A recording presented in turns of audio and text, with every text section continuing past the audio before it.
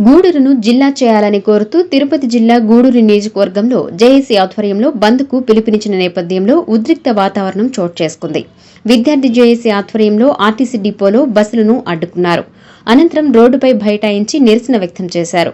ప్రభుత్వ మరియు ప్రైవేట్ విద్యా సంస్థలు స్వచ్ఛందంగా మూసివేసి సంఘీభావం తెలుపగా పట్టణంలోని వ్యాపారస్తులు దుకాణాలను క్లోజ్ చేసి బంద్కు సహకరించారు. జేఏసీ నాయకులు బ్యాంకులు ప్రభుత్వ కార్యాలయాల వద్దకు చేరుకుని మూసివేయించారు.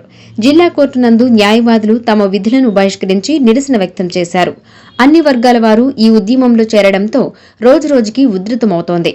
ఎలాగైనా ప్రభుత్వంపై ఒత్తిడి తెచ్చి గూడూరును జిల్లా కేంద్రంగా ప్రకటించుకునే దిశగా ఉద్యమకారులు సిద్దమవుతున్నారు. ఒకవేళ జిల్లాగా ప్రకటించకపోయినా నెల్లూరు జిల్లాలో కొనసాగించాలని వారు డిమాండ్ చేస్తున్నారు.